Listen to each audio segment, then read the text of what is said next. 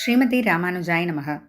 வசுதேவசுதம் தேவம் கம்சச்சாணூரமர்தனம் தேவகீ பரமானந்தம் கிருஷ்ணம் வந்தே ஜகத்குரும்.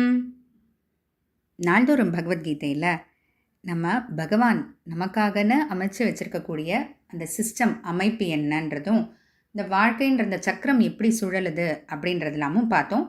அதில் அந்த சக்கரத்தில் எப்படி நம்ம ஒவ்வொருத்தரோட கான்ட்ரிபியூஷன், நம்மளோட பங்கு அதில் என்னன்றதெல்லாமும் பார்த்தோம் இல்லையா. இப்போது 17, 18, 19 இந்த 3 ஸ்லோகங்கள் மூலமாக பகவான் ஆத்மதர்ஷிகளை பற்றி பேசுகிறாரு. அதாவது யோகிகள், இந்த ஆத்மதர்ஷிகள்ன்றவங்க ஆத்மாவை உண்மையாக உணர்ந்த நிலையில் இருக்கக்கூடியவங்க, அவங்கள பற்றி பேசுகிறாரு. ஏன்னா இதுக்கு முன்னாடி சாதாரண நம்மளை போல மக்கள்லாம் எப்படி நடந்துக்கணும், நம்மளோட பங்கு என்னன்றதெல்லாம் சொல்லிட்டு வந்தவர் இப்போ யோகிகள்லாம் அதெல்லாம் தாண்டின நிலைமை இல்லை. அப்போது அவங்கள பற்றி என்ன, அவங்க கர்மம் செஞ்சால் என்ன, செய்யலைன்னா என்னன்னு அதை பற்றி சொல்லிட்டு வராரு. இன்றைக்கி நம்ம பார்க்க போகிறது 3வது அத்தியாயத்தில் 18வது ஸ்லோகம். நைவ தஸ்ய கிருதே நார்த்தஹ நாக்ருதே நேஹ கஷ்சன நச்சாஸ்ய சர்வபூதேஷு கஷ்சிதர்த்தவ்யபாஸ்ரயஹ. தஸ்ய கிருத்தேன, இவன், அதாவது இவன்றது இந்த ஒரு யோகி, ஆத்மதர்ஷி, அந்த ஆத்மாவை உண்மையாக உணர்ந்த நிலையில் இருக்கக்கூடியவர். இவன் கிருத்தேன செயல்னால நைவ அர்த்தக, பலன் எதுவும் ஏற்பட போகிறதில்ல. ஏன்னா இப்படிப்பட்ட ஆத்மதர்ஷிகள் யோகிகள்லாம் ஏதோ ஒரு பலத்தை நோக்கிலாம் எதையுமே செய்யலை. ஏன்னா அவங்க முன்னாடியே ஆல்ரெடி ஆத்ம தர்ஷனம் அடைஞ்சவங்க, அதாவது ஆத்மாவும் உண்மையாக உணர்ந்தவங்க. அதனால் அவங்க எந்த ஒரு பலத்துக்காகவும் எதையும் செய்யணும்னு அவசியம் இல்லை. அக்கிருத்தேன, எதுவும் செய்யாமல் இருந்தாலும் ந கஷ்டன, எதுவும் இல்லாமல் போக போகிறதில்ல அவங்களுக்கு. அதாவது அவங்க செய்யறதுனால எந்த ஒரு பலனும் ஏற்பட போகிறதில்ல, அவங்க செய்யலைன்றதுக்காக அவங்களுக்கு எந்த பாதிப்பும் ஏற்பட போகிறதில்ல.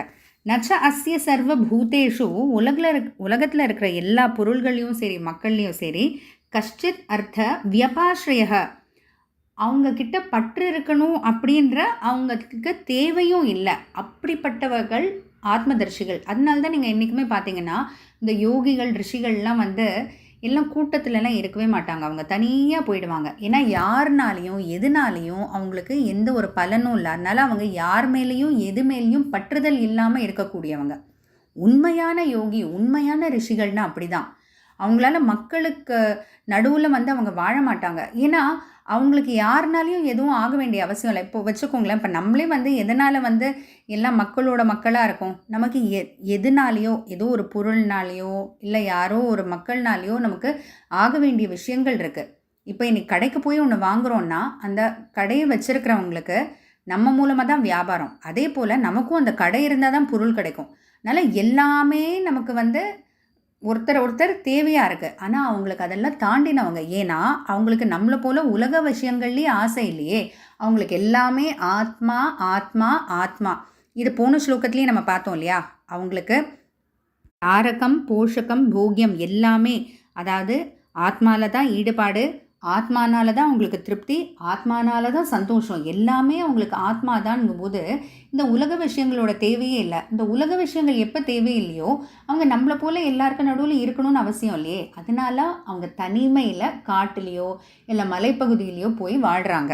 ஸ்லோகத்து மூலமாக பகவான் என்ன சொல்ல வராரு, அவங்க எந்த செயல் செஞ்சாலும் அதனால் பலன் எதுவும் கிடையாது. ஏன்னா அவங்க பலத்தை நோக்கியே செய்யலை. அவங்க ஆத்ம விஷயம், ஆத்மாவை பற்றி நினைக்கக்கூடியவங்க, ஆத்மாவுக்காகவே வாழ்கிறவங்க, ஆத்மாவை வச்சே சந்தோஷப்படுறவங்களுக்கு எந்த ஒரு பலனுக்காகவும் செய்யணுன்ற தேவையில்லை. அதனால் அவங்க செய்யக்கூடிய செயலுக்கு பாவமோ புண்ணியமோ எதுவும் வரப்போகிறதில்ல. அடுத்து அவங்க எதுவும் செய்யாமல் இருந்தாலும் அதனால் அவங்களுக்கு பாதிப்பும் ஏற்பட போகிறதில்ல. ஏன்னா அவங்க அதெல்லாம் தாண்டின்னு இருக்கக்கூடிய நிலைமையில் இருக்காங்க. கடைசியாக அவங்களுக்கு எந்த ஒரு பொருள்னாலையும் எந்த ஒரு மக்கள் மேலேயும் பற்றுதலும் கிடையாது, அவங்களால ஆக போக வேண்டிய வேலையும் எதுவும் கிடையாது அப்படின்னு பகவான் சொல்கிறாரு. இதில் ஒரு குறிப்பாக ஒரு விஷயம் நம்ம நோட்டீஸ் பண்ணோம். எதனால் அவங்க செய்யக்கூடிய செயல்களுக்கு பாவமோ புண்ணியமோ வராது அப்படின்னா, ஏன்னா அவங்க எந்த எதிர்பார்ப்போடையும் செய்யலை. இப்போ நம்மளை போல் உலக மக்கள், இந்த உலகத்தில் வாழக்கூடிய மக்கள் நம்ம எப்படி செய்கிறோம், ஏதோ ஒரு விஷயம் வேணுன்றதுக்காக செய்கிறோம் இல்லையா. அப்போ அந்த வேணுன்றதுக்காக செய்கிறோம். அப்போ அந்த வேணுங்கும்போது அதுக்காக சில விஷயங்கள் செய்கிறோம். அதில் யாரான சில பேர் மனசு அவங்களுக்கு மாதிரி ஆகிடும். நமக்கு தெரியாமையே கூட நடக்கலாம். இல்லை நமக்கு கிடைக்காம போனதுனால நமக்கு கோபம் வரும். இந்த கோபமே வந்து இன்னும் நம்ம கண்ணை மறைச்சிரும், ஏதானு பேசிடுவோம். இப்படி பல விஷயங்கள் நடக்குது. அப்போ இந்த நமக்கு ஒன்று வேணுமோ வேண்டாமோ, கிடைக்குதோ கிடைக்காதோ அப்படின்ற அந்த ஒரு ப்ராசஸில் அந்த வழியில் எவ்வளவோ சில நம்ம தப்புகள் தெரிஞ்சோ தெரியாமலோ செய்ய வாய்ப்புகள் இருக்குது. அப்போ அதுக்குண்டான பாவங்கள் புண்ணியங்கள் நமக்கு வரத்தானே போகுது. ஆனால் இந்த மாதிரி ஆத்மதர்ஷிகளோ யோகிகளோ சரி, அவங்க செய்யக்கூடியதோ செய்யக்கூடாதோ, செய்யாதனால பாதிப்பும் ஏற்படாது, செஞ்சாலும் அதனால் பாவ புண்ணியங்கள் வராது. ஏன்னா அவங்க எல்லாமே ஆத்மா ஆத்மா அந்த ஆத்மா ஒன்றை நோக்கியே செய்கிறாங்க, எந்த ஒரு பலனுக்காகவும் செய்யலை, நான்ற எண்ணத்தோடு செய்யலை அப்படின்றதுனால. அதனால் அப்படிப்பட்ட ஒருத்தவங்க ஆத்மதர்ஷிகளை பற்றி தான் பார்த்துட்டு வரோம். தொடர்ந்து பார்ப்போம். ஜெய் ஸ்ரீ கிருஷ்ணா.